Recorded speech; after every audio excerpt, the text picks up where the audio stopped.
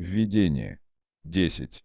Среди возражений есть и кажущиеся более обоснованными, потому что выведены они из наблюдений и сделаны людьми серьезными. Одно из этих возражений выведено из речи некоторых духов, кое не кажется достойной той высоты, которую предполагают у существ сверхъестественных. Но если будет угодно ознакомиться с тем кратким изложением учения, которое представлено в данной книге, то можно будет увидеть, сами духи говорят нам о том, что они не равны ни в познаниях, ни в качествах нравственных и что совсем не должно буквально понимать все то, что они говорят, и различать хорошее и дурное дело людей рассудительных.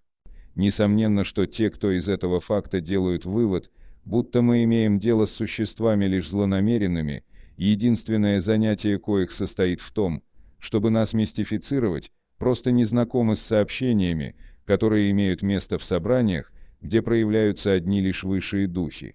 Обидно, что случай сослужил им такую дурную службу, показав лишь темную сторону спиритического мира, ибо нам очень не хотелось бы предположить, что некая склонность, основанная на симпатии и сходстве, привлекает к ним скорее дурных духов, нежели хороших, духов-лжецов или же тех, чья речь оскорбляет своей грубостью.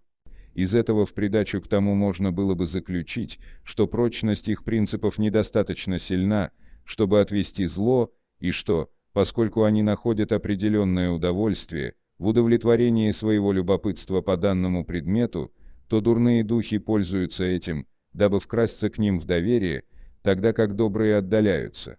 Судить вопрос о духах по этим фактам было бы столь же нелогично, как и судить о характере народа по тому, что говорится или делается на сборище ветреников или лихих людей, которые никогда не общаются ни с мудрецами, ни с людьми умными. Такие исследователи находятся в положении иноземца, который, прибыв в великую столицу через самое грязное предместье, стал бы судить обо всех обитателях города по нравам и языку этого недостойного квартала. В мире духов также есть хорошее и дурное общество. Пусть только эти исследователи соблаговолят изучить то, что происходит среди духов высоких, и они убедятся, что небесный град содержит в себе не только человеческие отбросы. Но, говорят они, разве духи высокие проявляются среди нас? На это мы им ответим: не оставайтесь в предместье. Смотрите, наблюдайте, и вы сможете судить правильно. Факты здесь наличествуют для всех. Если только не к этим исследователям приложимы слова Иисуса: у них есть глаза, но они ничего не видят. Есть уши, но они ничего не слышат. Разновидность этого мнения состоит в том, чтобы видеть в спиритических сообщениях и во всех материальных фактах, коим они дают место, лишь вмешательство некой нечистой силы, нового протея, который принимал бы всевозможные образы, чтобы легче ввести нас в обман.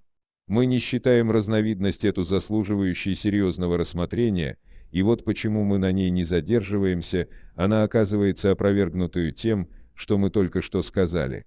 Мы добавим только, что если бы это было так, то тогда пришлось бы согласиться с тем, что дьявол порою очень мудр, рассудителен и в особенности очень нравственен, либо же с тем, что есть также и хорошие дьяволы. Как, в самом деле, поверить, чтобы Бог лишь духу зла позволил проявляться на нашу погибель, не дав нам в противовес советы добрых духов? Если же он не может этому воспрепятствовать, то это бессилие. Если он может это и не делает, то это несовместимо с его добротой. То и другое предположение было бы богохульством. Заметьте при этом, что допустить сообщение с дурными духами – это значит уже признать принцип спиритических проявлений. Но если проявления эти существуют, это может быть лишь с позволения Божьего. Как верить, не будучи при этом нечестивым, что Он позволяет лишь зло, исключая добро? Такое учение противоречит самым простым понятиям здравого смысла и религии.